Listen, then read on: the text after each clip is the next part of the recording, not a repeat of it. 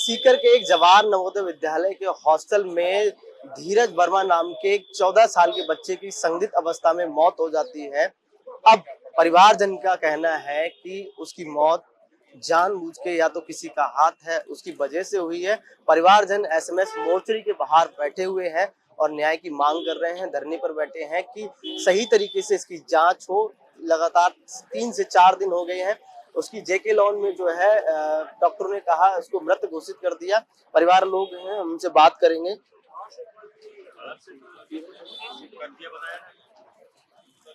पूरा मामला क्या है? देखिए, अपने नवोदय पाटन स्कूल है जिसके अंदर नीमका थाना क्षेत्र का 10वीं का छात्र है धीरज वर्मा। वहाँ की घटना है जिसमें बच्चे का जो विद्यालय प्रशासन ने बताया है कि आत्महत्या की है बच्चे ने। लेकिन जिस तरीके से हमने बच्चे की स्थिति देखी, फोटोज में देख सकते हो आप कि बच्चे के हाथ पैरों में यहाँ पे नाखून के निशान है, गले पे, हाथ पैरों में गंभीर चोटें हैं। तो ये आत्महत्या नहीं है, हत्या है। और जिस तरीके से 4 दिन से यहाँ हम लोग बैठे हुए हैं पीड़ित परिवार के साथ में, पीड़ित परिवार को पुलिस प्रशासन सभी लोग दबाने की कोशिश कर रहे हैं कि ये मामला कैसे भी फाइल बंद हो जाए मामले की। आप लोगों को कब पता लगा कि उसकी इस अवस्था में जो है संदिग्ध अवस्था में? जिस तरीके से हमारे पास बच्चे की एडमिट पर्ची है हॉस्पिटल की 8 तारीख की है, 8 अक्टूबर की, और पीड़ित परिवार को सूचना दी है कि 9 अक्टूबर को सूचना दी है कि आपका बच्चा ऐसे से एडमिट है। तो कहीं ना कहीं पीड़ित परिवार को एक दिन बाद में सूचना दी है, तो अन्याय हुआ है परिवार के साथ में। तो हम लोगों को सूचना मिली, तो जिस तरीके से पीड़ित परिवार के साथ में शुरू से लेकर अब तक अन्याय हो रहा है, यहाँ बैठने भी नहीं दिया जा रहा था कि भाई ये धरना नहीं दे सकते, यहाँ बैठ के परमिशन लेके आओ, आप शहीद स्मारक जाओ। तो हम सभी साथियों ने पीड़ित परिवार के साथ मजबूती से कंधे से कंधा मिलाकर खड़े हैं। और जिस तरीके से पुलिस प्रशासन नीमका थाना की, उनको इन्वेस्टिगेशन करना चाहिए, कार्रवाई करनी चाहिए वहां जाके। वो यहाँ जयपुर में बैठी है 4 दिन से और बस एक ही बात बोल रही है, बस इस कैसे भी करके धरना खत्म हो जाए, फाइल बंद करना चाहते हैं वो। देखिए, संदिग्ध अवस्था में वहां पर बच्चा मिलता है। 14 साल का था, धीरज वर्मा नाम था, नवोदय विद्यालय में पढ़ता था और 10वीं क्लास में था। परिवारजन का कहना है कि उसकी आत्महत्या नहीं, एक साजिश है कि कहीं ना कहीं किसी का हाथ है। जांच की मांग कर रहे हैं, धरने पे बैठे हैं। 3 से 4 दिन हो गए हैं। बच्चे से कब लास्ट टाइम पे बात हुई थी आप लोगों की? देखो, परिवार की बात हुई थी 13 तारीख से पहले, क्योंकि 13 तारीख को तो वो आखिरी सांस लिया था, उसके बाद में खत्म हो गया था। फिर भी खत्म होने के बाद परिवार को 14 तारीख को बताया गया है। प्रशासन की ये देखो, जब भी अपने घर में कोई खत्म हो जाता है हॉस्पिटल के अंदर, तो प्रशासन सबसे पहले परिवार को बताता है। तो परिवार को तो बताया नहीं, सूचित नहीं किया। उसके 12-13 घंटे निकलने के बाद फिर परिवार को बता रहा है कि आपके बच्चा खत्म हो चुका है। तो ये देख कहीं ना कहीं प्रशासन की तरफ से भी ये है कि इस मामले को दबाया जा रहा है। कहीं ना कहीं स्कूल जो है, हॉस्टल वगैरह के जो प्रशासन है, वो कहीं ना कहीं बचाने की कोशिश कर रहा है खुद को।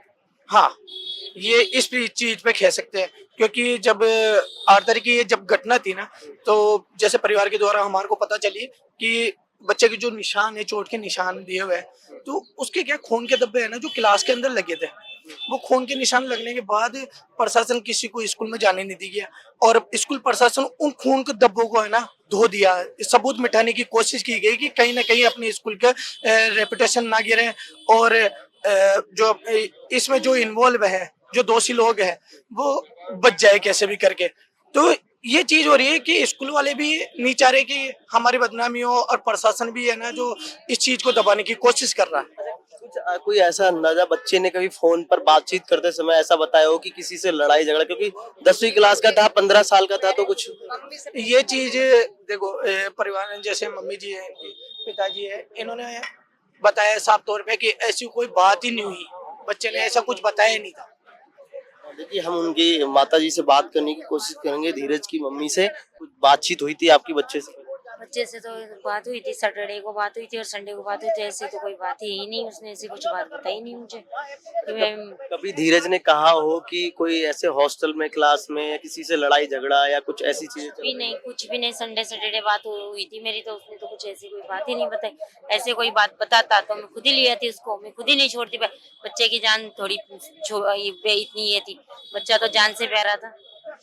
और हमें तो इस बात का कोई पता ही नहीं है। अभी उसके साथ कितने दिन से टॉर्चर हो रहा था, क्या हो रहा था, हमें तो पता ही नहीं है।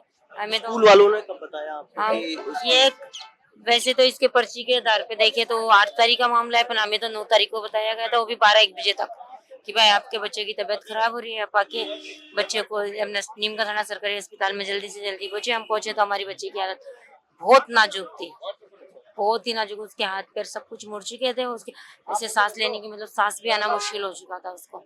वही हालात में मैंने फिर वहाँ पे नीम का थाना वाले डॉक्टरों ने जयपुर रेफर कर दिया।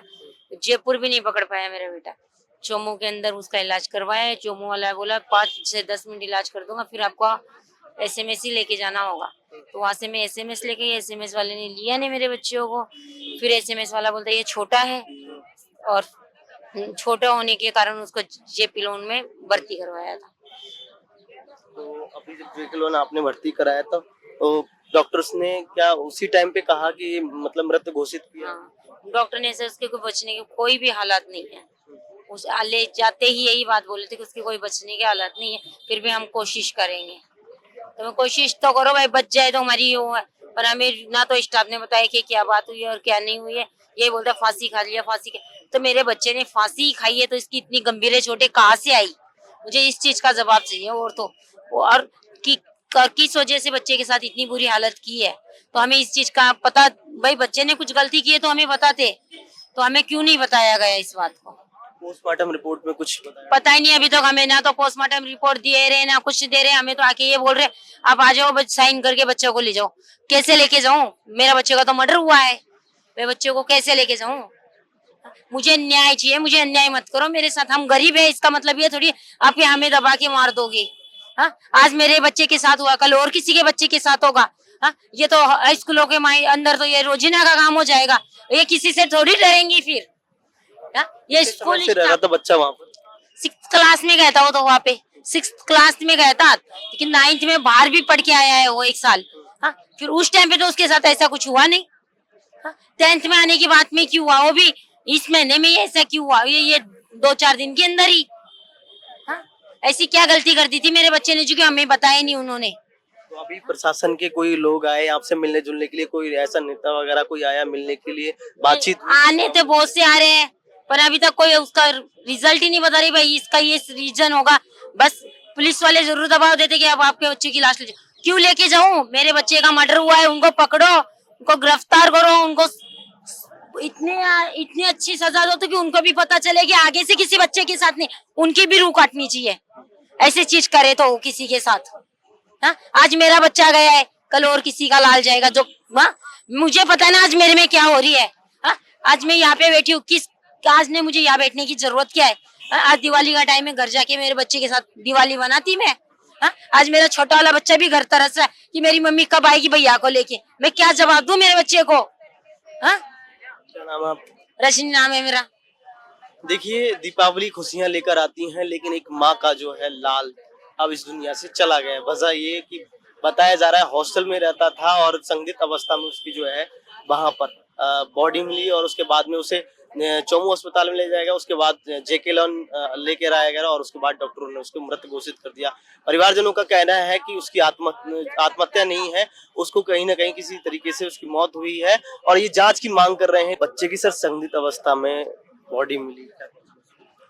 सर्वप्रथम तो आपके माध्यम से मैं जनता को और समाज को बताना चाहता हूं कि संदिग्ध अवस्था वाली बात नहीं है, उनको मरने के लिए बाध्य किया गया है। उसके शरीर पे चोट है, कोहनी पे चोट है, पैर पे चोट है, नाखून के निशान है, उसको मरने के लिए बाध्य किया गया है। मैं आप लोगों को माध्यम बताना चाहता हूं कि नवोदय विद्यालय इसकी स्थापना 1985 में राजीव गांधी ने की थी और ये पूरे जिले के अंदर एक विद्यालय होता है, जितने जिले थे उतने विद्यालय स्थापित किए थे।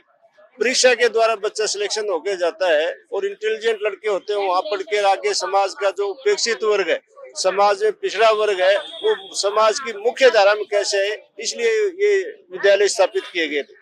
लेकिन इन विद्यालयों के अंदर भी इस प्रकार का उत्पीड़न होने चल जाएगा तो न्याय की कहीं अपेक्षा नहीं हो सकती। शिक्षा वो मंदिर है जहाँ क्या कि संस्कार दिए जाते हैं, जहाँ क्या है कि ये योग्यता बढ़ाई जाती है, शिष्टाचार दिए जाते हैं। तो उन चीजों को खत्म करने के लिए यदि विद्यालयों के अंदर भी इस प्रकार की नफरती हवा चल जाएगी तो देश किस कगार पे जाएगा अपन क्या की कल्पना नहीं कर सकते। इस विद्यालय प्रशासन का कहना है कि बच्चे ने जो है फांसी लगाई है, लेकिन आप लोगों का कहना है लेकिन सब डेड बॉडी या फिर आप जिस तरीके से बता रहे हैं, बयान आ रहे हैं कि बच्चे के जो है नाखून लगे हुए, तो फंदे अगर कोई फांसी का फंदा लगाता है तो उसमें नाखून तो लग ही नहीं सकता। नहीं, नाखून नहीं लग सकते, कोहनी पे चोट नहीं हो सकती, पैरों पे चोट नहीं हो सकती, शरीर पे चोट नहीं हो सकती। जो भी फांसी लगाने वाला तो फांसी लगाना, कहीं चोट का मतलब वो तो दम घुटने से डेथ होती है फांसी लगाने वाले तो ये नहीं है जानबूझ के हत्या की गई है, उसको बाध्य किया गया है। और ये भी मैं बताना चाहता हूँ, ये नहीं है हमारे जो मुख्य न्यायाधीश है, हमारी जो न्यायपालिका, उस पे क्या जूते फेंकने का प्रयत्न किया जा रहा है। जो न्याय व्यवस्था उसको ये लोग नहीं मान रहे हैं, ये मनुस्मृति की बातें करती है कि हमें विद्यालयों के अंदर पढ़ाएंगे जो पूर्ण असमानता में आधारित है। तो उस प्रकार का ये समाज क्या है कि तैयार करने की बात करते हैं। और अभी आपने देखो RSS के 100 साल हो गए, तो जो आतंकी संगठन है इसमें जिस प्रकार के बच्चे तैयार किए जा रहे हैं, जिस प्रकार से माहौल तैयार किया जा रहा है, वो देश के अंदर नफरत फैलाने का काम है। आप चाहे बीजेपी किसी लोगों को देख लो, हिंदू मुस्लिम की बात करेंगे, भारत पाकिस्तान की बात करें, देश के विकास की, विद्यालयों के संस्कार की कोई बात ही नहीं करते। केवल बच्चे की मतलब जब विश्वविद्यालय में उसमें विद्यालय में रह रहा था तो क्या किसी से कोई रंजिश वगैरह ऐसे कुछ नहीं, रंजिश वगैरह होती है तो क्या है कि वो घर वालों को सूचना देते, स्टाफ क्या की करते। जब बच्चा बीमार होता है तो उसके अभिभावकों को सूचना दी जाती है, रजिस्टर मेंटेन किया जाता है। यहाँ इस प्रकार की कोई गतिविधि नहीं की गई। और एडमिट के दूसरे दिन यदि वो कार्रवाई करते हैं तो निश्चित रूप से जानबूझ से उसको मारा गया है। हमारी ये मांग है उनको अरेस्ट किया जाए, उन पे 302 का मुकदमा किया जाए, उसके बाद में क्या धरना उठाया जाएगा। शुभ नाम? पितराम सिंह काला, विधायक पिलानी। देखिए अभी हमारे साथ में विधायक जी थे और वो भी बैठे हुए हैं धरने पर, न्याय की मांग कर रहे हैं। हम नीमका थाना से आए हैं, पीड़ित परिवार के लोग हैं। देखो इसमें पूर्ण रूप से हमें तो ये लगता है कि विद्यालय जो प्रशासन है पूर्ण रूप से संदेह के घेरे में है। उसकी मिसाल मैं आपको यूँ देता हूँ कि जब इनका कहना है ये बात कि इसने फांसी खाई है, बताइए आप, फांसी जब उसने खाई है उन लोगों ने नीचे उतारा है फांसी से, जैसा ये लोग कहते हैं, तो सबसे पहले सूचना किसको दी जाती है? सबसे पहले सूचना या तो पुलिस को दी जाएगी, इसको घर वालों या घर वालों को। सबसे पहले तो घर वालों को दी जाएगी, उसके बाद में पुलिस को दी जाएगी, और उसके बाद में पूरे प्रशासन को ये बात बताई जाएगी कि ऐसा कोई हो गया। तो इन्होंने ना तो कोई पुलिस, ये घटना जैसे वैसे तो ये 8 तारीख की पर्ची हमारे यहाँ पे आपके इधर देखिए लगी पड़ी है बोर्ड पे, लेकिन ये कहते हैं कि गलती से लग गई है 8 तारीख। मान लीजिए 9 की भी है तो 9 तारीख को भी यदि ये ऐसा हुआ है तो उन्होंने कोई घटना नहीं दी। दूसरी बात मैं आपको ये बताना चाहता हूँ कि इनको तो सूचना देनी चाहिए थी। इसके अलावा चूंकि ये नवोदय विद्यालय ये केंद्र का संस्थान है, ये इसके चेयरमैन जो होते हैं वो कलेक्टर होते हैं, तो इनको तुरंत कलेक्टर को, इतना बड़ा हादसा होने के बाद में कलेक्टर को भी तुरंत बोलना चाहिए था। किसी को कहीं कुछ नहीं बोला गया। उसके बावजूद इनके खिलाफ न तो कलेक्टर ने ना तो उन्हें कोई इतना बड़ा कोई कदम नहीं उठा गया। जब से हमने यहाँ ये धरना दिया है उसके बाद में इनको थोड़ा सा यूं लगा है कि कहीं कुछ करना तो पड़ेगा, तब जाके उनको सिंपल APO किया गया है। अब एक चीज बताओ, जांच की जी, जांच के कोई आदेश दिए? मामले की जांच? मैं कह रहा हूँ कि जांच के आदेश तो कह रहे हैं कि हम उनकी जांच करेंगे। उससे पहले तो क्या था, डिप्टी साहब ने हमें ये बोला था कि हम पोस्टमार्टम नहीं कराना चाहते थे, जब तक दोषी गिरफ्तार नहीं हो जाएंगे हम पोस्टमार्टम भी नहीं करवाएंगे, हमारी ये बात थी। फिर हमें इन्होंने, डिप्टी साहब ने, नीमका थाने वालों ने हमें कन्विंस किया कि आप विश्वास करो बिना पोस्टमार्टम की मैं जांच नहीं कर पाऊंगा, और हम कन्विंस हो गए उनसे। अब हमने पोस्टमार्टम भी करवा लिया, सब कुछ करवा लिया, उसके बावजूद ये हमें कोऑपरेट नहीं करे। इनका तो एक ही लक्ष्य है कि किसी भी तरह से ये डेड बॉडी वापस ले जाएं और अपना काम पूरा करें, जबकि वो अपनी बातों से मुकर रहे हैं कि मैं बाद में गिरफ्तार कर लूंगा। दोषियों को। एक चीज बताओ कि स्कूल प्रशासन ने उन 6 आदमी को किया है, कहते हैं एक आदमी को सस्पेंड टर्मिनेट कर दिया, कोई संविदा पे लगा हुआ था उसको टर्मिनेट कर दिया खाना पूर्ति करने के लिए। तो एक चीज आप ये बताओ कि उनको कुछ ऐसा लगा ना कि कहीं न कहीं वो फॉल्ट है उनका, तो जब उनका फॉल्ट प्रशासन को लग रहा है तो फिर उनको आप अरेस्ट तो करिए, यदि वो निर्दोष होंगे तो छूट जाएंगे, कहाँ परेशानी है। लेकिन उन्होंने जिद कर रहे कि हमें तो अरेस्ट नहीं करना, वो हमें जो कांड में लगे हुए हैं और हमारे ऊपर इतना प्रेशर डाल रखा है कि आप तो बॉडी को ले जाएं। हमारा ये मानना है कि यदि हम बॉडी को ले जाएंगे तो फिर बाद में बिल्कुल भी हमारी बात नहीं सुनी जाएगी।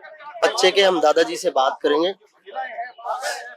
सर, जब ये हादसा हुआ तब आपको कब इन्फॉर्म किया गया? ये दासा करके हमारे को मेरे पुत्र वधू के पास इस बच्चे जो ये धीरज कुमार है ना, इसकी मम्मी को फोन करते हैं कि आपका बच्चा ऐसी ऐसी बात है, आप हॉस्पिटल में पहुंचो। ये बेचारी भूखी थी, सही वो व्रत कर रखा था, ये भक्ति आई तब वहाँ इसको एडमिट नहीं किया। उन्होंने स्थिति ऐसी देख करके कि भाई तो ज्यादा गंभीर है, इसको जयपुर ले जाओ। अब जयपुर में रेफर कर दिया इसको, तो ये बराला हॉस्पिटल में ले गए। बराला वालों ने देखा कि सर ये अपनी आफत आएगी, तो जैसे तैसे करके उन्होंने नॉर्मल इलाज कर करके इसको वहां से निकाल दिया। अब निकालने के बाद बेचारा ये बच्चा है, बहू क्या जाने कहाँ ले जाए, क्यों अकेली पड़ गई है। अब ये जेके लोन में लाती है, SMS में जाती है, फिर लास्ट में इसको यहाँ जगह मिलती है 4 बजे के लगभग, यहाँ जेके लोन में मिलती है, तो यहाँ इसको झूठा सांस इलाज कर देते हैं। अब इनको मालूम था कि बच्चा मर गया, तो इसको 3 दिन तक यहाँ पर रोक लिया। होश करवाई कौन दिया? स्कूल के मास्टर थे, उसको होश करता इंजेक्शन लगा देते थे। अब इसके बयान नहीं देते हमारे को। फिर ये बात खत्म हो गया, बिल्कुल सांस रुक गई, तो वो है ना स्कूल वाले आए थे, वो भग गए। ऐसे वो स्कूल वाले चले गए इस बच्चे को छोड़ करके। तो ये रोती रही, इसको कौन संभाले। फिर इसने हमारे फोन किया कि ऐसे इसको खत्म हो गया। अब फिर आए हम बक्के। हाँ, FIR वहाँ मीडिया वालों ने आप जैसे ने किया ना बात, जब ये बक्के आए पुलिस वाले, ये निशान देखो गले के अंदर है ना, इसको रस्सी बांध के खींचा हुआ है, और इसके वो सरिया गड़ा हुआ है पैर के अंदर, इसके बाल काटे हुए हैं पैर के हैं, और दोनों कूड़ियां फूटी हुई है बच्चे की है, इसके पेट के अंदर सुई वो कीले चुभोई हुई है। ऐसी करिए, और डॉक्टर क्या कहता है इसको कुछ नहीं हुआ, हाँसी दिखाता है डॉक्टर। ये कहता है अरे डॉक्टर भी झूठा है, वो भी रिश्वत खा गया। लो मैं कहता हूँ, देखिए, जब कोई आत्महत्या करता है, फांसी के फंदे पे झूलता है, तो सिर्फ गले पर निशान होते हैं, तमाम जगह जो बॉडी पर जो निशान होते हैं वो नहीं होते। लेकिन यहाँ बताया जा रहा है इनके धीरज के दादाजी द्वारा कि जगह जगह शरीर पर निशान थे, चोटें थी, और शरीर के कुछ ऐसी जगह निशान थे, बाल भी कटे हुए थे। तो कहीं ना कहीं ये आत्महत्या नहीं, ये कहीं ना कहीं मौत है, और इसमें स्कूल प्रशासन की कई बड़ी लापरवाही दिखाई दे रही है।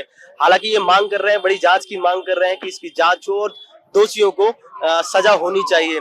आगे इस मामले पर क्या होता है, क्या बड़ा एक्शन लिया जाता है सरकार के द्वारा, पुलिस प्रशासन के द्वारा, ये तो देखने वाली बात होगी। हाल फिलहाल में SMS मोर्चरी के बाहर बैठे हुए हैं परिजन और मांग कर रहे हैं न्याय की। क्या होगा इस मामले में देखने वाली बात होगी। बने रहिए मेरे सहयोगी राजेंद्र के साथ। मैं आरव सिंह, पॉलिटिकल पंचायत, जयपुर।